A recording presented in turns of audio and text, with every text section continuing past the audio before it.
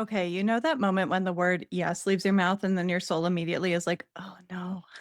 Maybe your neighbor keeps sending their kids over to your house to play with your kids, like you're a built in babysitter. Or your mom says she's dropping by when you aren't really in the mood for guests. Mom, I'm not talking about you. Or your coworkers ask if you can yet again wrap up that one thing they were working on because they yet again have to leave early for whatever reason. Or your boss asks for that report back on Monday morning, which means you will have to work over the weekend, even though you are the maid of honor in your friend's wedding. And the report isn't even going to leadership for another 2 weeks. So the deadline is arbitrary. Or your friend wants to split the bill evenly when you don't drink and ordered a salad and they got filet. So there are so many examples of this where we say yes when we desperately want to say no. We think we're being kind or flexible or easygoing, but really we're just eroding our own boundaries with one, sure, no problem, at a time. So let's talk about why we do that and how to stop. I'm your host, Emily Shutt, a professional certified coach with over a decade of experience helping smart, driven women untangle their drama around money, relationships, and well being. I'm here to help you do the same using science backed coaching tools rooted in cognitive behavioral theory, positive psychology, and peak performance. You'll leave with actionable steps for approaching your own life with clarity and confidence. Let's get into it. I had a client recently who wanted to work on being more productive and felt like she had a time management issue that she needed to fix. She felt like she didn't have time to do the things that would drive more impact at work and help her get promoted, much less have time for the things she actually found personally fulfilling or enjoyable outside of work. She was beating herself up for being lazy and undisciplined, especially when she was so exhausted at the end of each day that she just wanted to zone out and watch Netflix. We pretty quickly figured out that she had a chronic case of the no worries, which is to say that anytime anyone asked her to do anything at all, she would just say, yes, of course, no worries, even though her plate was already too full. For this client, it meant that she was taking on work outside of the scope of her role at her job, agreeing to run special projects and support committees that, when viewed objectively, were not going to be high impact career expanders.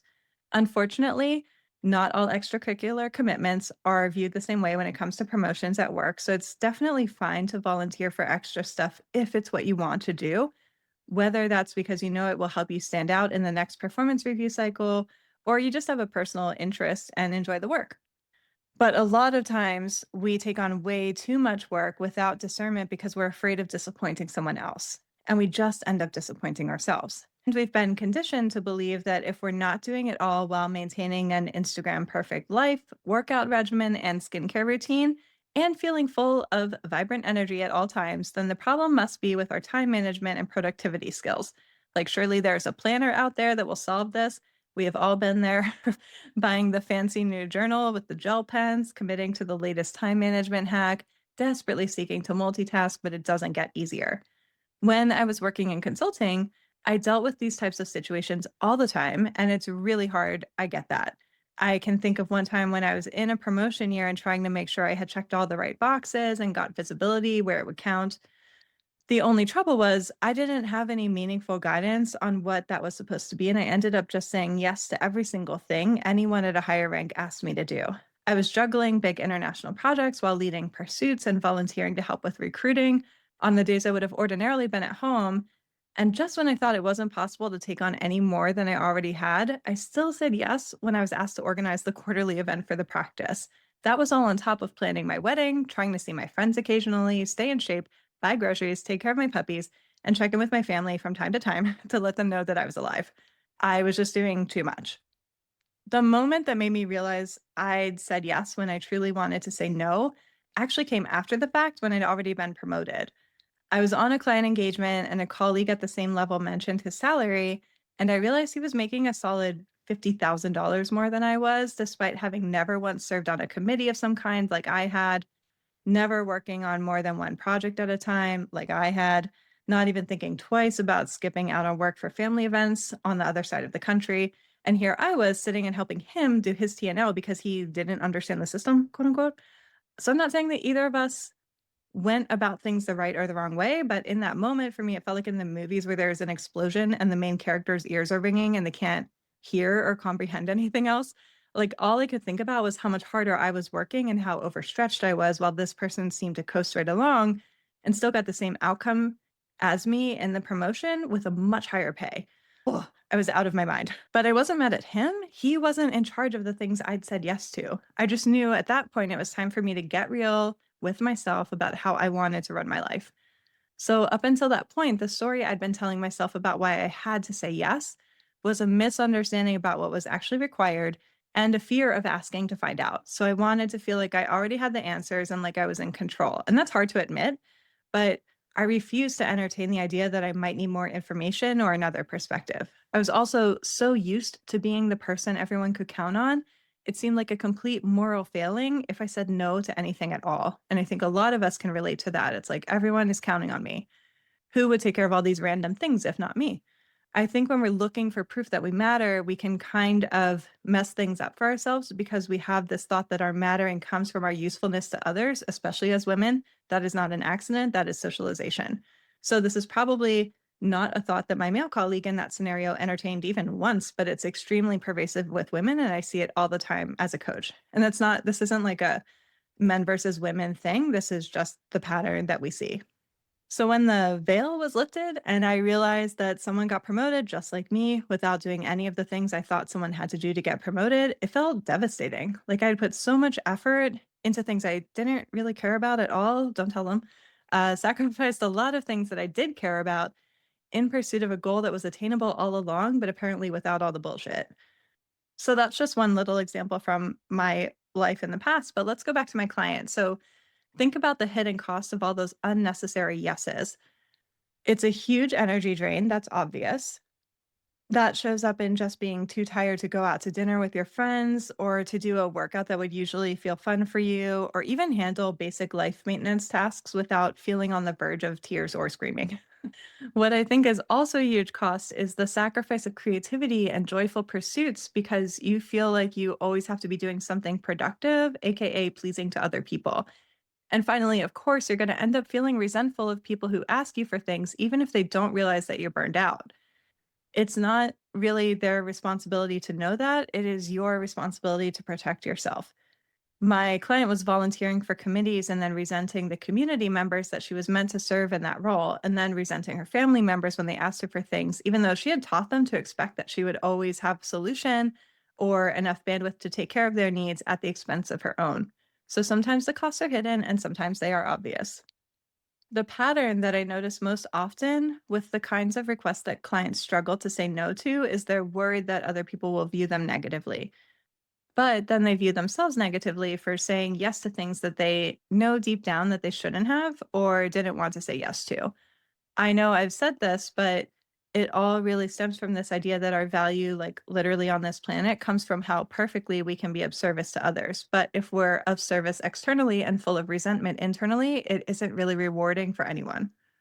So in my case, it would have been easy in that moment to like blame the patriarchy for this wild pay gap and unfair workload. And that's true. But that's only part of the story, and it's not helpful to lay all of our problems at the feet of a societal issue that we cannot possibly solve individually. So all I could do and all I had to do in that case was take responsibility for the things that I could control. From that moment on, I was fiercely protective of my personal priorities, and I went to the core of learning to detach my worth from other people's perceptions and praise of my productivity. That was not easy. It did not happen overnight. It also didn't mean that I like shirked my duties. Like I was still a very high performer. So that's because the issue is usually not a productivity one, it's a self-worth one. You're probably very productive, but you're producing things that aren't helping you get what you actually want, and that makes you feel burned out. So if you keep saying yes to things that aren't helping and think that the problem is that you need to be better at having enough time to do everything, you're just going to do even more things that still aren't actually benefiting you and you will have the same problem. Having discernment about how and why you say yes to the things you do is the first step to feeling better about how each day of your life is being used. And to have discernment, we not only have to think clearly, we also have to start saying no to a lot more things so that we can say yes to what will make a difference to us. There's this quote that I love, and I actually gasped when I read it for the first time. I remember I was in this little cafe and bookstore in Atlanta, and it's a bit long, but I'm going to share it here because I also have a print of it in my office so I can see it every day. It's actually, if you're watching the video, it's behind me on the wall right there. The quote says, "This is the beginning of a new day. You have been given this day to use as you will. You can waste it or use it for good. What you do today is important because you're exchanging a day of your life for it. When tomorrow comes, this day will be gone forever. In its place is something that you've left behind. Let it be something good. So it's a slight adaptation from this poem by Hartzell Wilson. I'll link in the show notes. But what takes my breath away is the line, what you do today is important because you're exchanging a day of your life for it. I was just like, holy shit. We will only get so many days, and whatever we do each day, we have exchanged a day of our life for. Like that still rocks me sometimes. And it really forces me to keep top of mind, like, what am I willing to exchange a day of my life in service of? So try not to let this be distorted as a way to put pressure on yourself to do something really profound with each and every day. I think a big part of why we're here, or at least for me personally, part of my purpose is to really fully experience like the whole spectrum of human existence. And that includes the mundane, the predictable, the way that it sounds when you scrape butter across a piece of toast or like the taste of your coffee. I think I'm hungry. The laughter of your partner watching a TikTok or like a little cute dog video, the boredom when you're waiting at the doctor's office, and all of those things today. So don't miss it. Your life is happening right now. When you think about what you want to say yes to, is it worth exchanging some of your life for it? Do you want to take on that extra project or do you want to go walk dogs at the shelter after work? Do you want to help a friend by taking care of their goldfish while they're out of town, even if you're tired? There isn't a universal right or wrong answer. This isn't a moral issue. It is up to you to decide what you want to use each moment of your life for. You're the only one that's in charge of that. So I love my friends and their pets, so I will pretty much always say yes if someone needs a sitter and I'm in town, of course. Like even if I'm tired, that's not a problem at all. It matters immensely to me. I will almost never say yes, on the other hand, to volunteering for committees or serving on board positions where I have like a lukewarm interest at best because I have other priorities. And sometimes those priorities are watching Netflix and I'm allowed to decide that. And crucially, I'm not concerned with whether someone feels I've made the wrong choice. What other people think is not my business and it has no actual bearing on my self worth. I know that that is a really tough concept to fully embody. And again, I think I say this a lot like it's not something that happens overnight, but it is possible to get there where it's like, oh, crucially, I do not care what someone else thinks about my choices. Like, obviously, I'm not harming anyone. So there's that caveat. So, saying yes represents two key things in our minds. Basically, that it's safest to comply with the group or whoever holds the power, and that it is morally good to be helpful, which means you get to tell yourself that you're a good person by saying yes.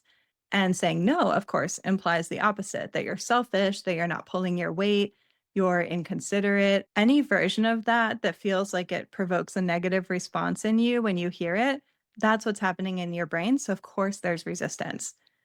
These essentially people pleasing tendencies get reinforced over time at work, in families, in friendships, you name it, because we're anticipating safety and acceptance when we say yes. And because nothing seemingly bad happens to us besides the erosion of our boundaries and our energy and our sense of self, we take that as evidence that saying yes is always the right move because it matches our hypothesis. And we try to filter out the evidence that it might be harming us. So, cultural scripts are also a part of this. Things like being a team player and not being difficult haunt us wherever we go. If you can start to shift your brain to practice the thought, it's supportive for me to set some boundaries or say no to XYZ, your brain will start to look for evidence that that is true. Practice saying no to something that's like reasonably low stakes and ask yourself after the initial discomfort has passed, did you benefit from it? Like, how will you know in the future if it's a yes or a no? This gets easier with practice, just like everything else. Another element at play might be FOMO or social comparison, and that's something you really want to pay attention to for yourself when you're examining your own motivations and saying yes to something you aren't actually interested in on first principles. It's important to know what your actual values are, whether that's adventure, novelty, creativity, whatever. And if you're saying yes in alignment with those values, it helps you to feel clear about a decision that you've already made, even if it doesn't pan out the way you hoped or ended up inconveniencing you in a way you didn't expect. It is helpful still to know why you made those decisions in the first place. So I once agreed to take care of a coworker's two cats when she left town abruptly after a breakup during Christmas time. This was a long time ago. I was like in my early 20s. So she had a lot going on. And even though I knew I was hosting Christmas for my own family and it was going to be a bit of an inconvenience to do all of that, it aligned with my values and it didn't seem like that big of a lift. However, long story short, It ended up being way more work than I'd anticipated. Not the cat's fault, of course, and I made sure they were well cared for, obviously. But by the end of the experience, I felt clear that I would not agree to do it in the future. But I understood why I'd made my decision initially, so there wasn't a bunch of drama around it. I think it's really important to be able to tell the difference between a values based yes and a fear based yes. A fear based yes is going to feel heavy and anxious. It will probably involve the word should. A values based yes doesn't mean an effortless yes, but it feels more clean in the sense that you know why you're doing it and you like your reasons and it feels lighter, regardless of the outcome of a decision. So try to think of an example in your own life of a time when you've done one of each. Like, how did they feel different? How can you tell the difference for a decision coming up in the future? Now, you might be thinking, yes, of course, I agree with that, but I can't actually say no to things. That's really hard. I get that it's hard. And here's the secret: it's allowed to be hard. It won't always stay hard. But our brains, regardless of how we're socialized, are always going to prefer what's easy because it conserves energy. And it's going to feel like a crazy emergency threat if we try to push ourselves to do something hard. The trick is that feeling like it's hard does not mean that it's the wrong thing to do or that it's actually dangerous. It used to be in the past, like if you did something that made someone mad at you, you could get kicked out of the group and that could be fatal. So it makes sense that that's just an automatic brain response, and we can practice pushing back on that consciously and gently over time because we live in a different era now. Because we don't live in caves anymore, if that mom from the PTA is judging you for bringing store-bought cookies to the bake sale instead of homemade ones, she's allowed to do that. You will not die. You will not get kicked out of the group. For my client, we started small with role play scenarios of pushing back on commitments she didn't want to be responsible for anymore. So, phrases that are going to be helpful here are: I'm realizing I don't have bandwidth to support this initiative. I appreciate you thinking of me. You can always offer suggestions for others to reach out to if it feels appropriate, or renegotiate time commitments if it's something you do want to support, but not in the capacity that's being requested. Like if someone wants to have weekly touch points to help them work through their department's initiative and you can't support that realistically, could they email you some questions you can respond to in your own time as needed? What level of commitment feels like a balance of meaningful contribution without overload? I was asked to join the board of a nonprofit recently, and while I really care about what the organization does, I just don't have bandwidth without sacrificing other things that I also care about. So I used that exact script and it was fine. No one came after me. I wasn't kicked out. Nothing bad happened. We have to start with believing it's possible that it will be fine to say no, and then practice that in small ways to help build our confidence for the bigger boundaries. Another example you might need to deploy, especially if you need to pull out of a prior commitment, would be: I thought I was going to be able to XYZ, like pick up the dry cleaning, organize the family vacation, lead the company retreat planning, run the focus group, whatever it is. But I'm realizing I'm not going to be able to accommodate it. What else can we leverage to get this over the finish line? So, depending on the scenario, that could mean taking something off of your plate at work in collaboration with your boss so you can support something that's a higher priority for the company, or working with your partner to rebalance household administration workload to support you taking care of your own needs as part of the mix. Like, you get to do your workout while your partner cleans the kitchen a few days a week. It's perfectly fine if someone pushes back with like a "you already committed to this" guilt tactic. Remain calm and just say, "I understand. And at the time I thought I could make it work. I'm sorry for the inconvenience. In the future, I'll try to have more clarity before signing on." Some people are hardcore, like, never apologize. But I think when you feel safe with yourself and like you have your own back, an apology is not like a relinquishment of power. It's just a polite acknowledgement that, yeah, like you did agree to something that you shouldn't have. And it's going to inconvenience someone that you're no longer available. And you can be sorry without that meaning you're a bad person or that you should change your mind. I'm sorry I overcommitted, and I'm letting you know that I'm not doing this. Thank you. Like, that's all it is. Notice the thoughts that come up when you think about having these types of conversations. Like, are you afraid that someone will be mad at you? Are you afraid that you'll be seen as a failure or lazy or a freeloader? I hear this one a lot from extremely high functioning women that I work with. They are always getting a ton of stuff done, but constantly telling themselves that everyone will think they're not pulling their weight if they turn something down. So they just keep taking more and more and drown themselves rather than run that risk. But they are so far from not pulling their weight. They're just fully bought into the belief that no matter how hard they work, it will not be good enough. So this is a two-part solution. The first is practicing tolerating the discomfort of having conversations where you say no to something. The discomfort is a sign of growth. The second part is examining your own thoughts and judgments about yourself that you're projecting onto others because it's actually something that you already believe about yourself. Our fears of the judgments of others are fears that we already believe are true or could be true on some level about ourselves. Once you identify and articulate the thoughts you're having, it's just a matter of practicing different, more helpful thoughts and instructing your brain to find evidence for those thoughts and working on that until you believe it. It's not impossible. That's what drives the emotional and behavioral change and is something that's really, really helpful to work on with a coach. So practice noticing one moment this week where your anxiety wants to say yes, but your gut says no. Use that moment to pause, take a breath. Even if you end up saying yes, just practice noticing that tension. That is the first step to changing it. I hope you came away with some insights you can apply in your own life right away. I will see you next time.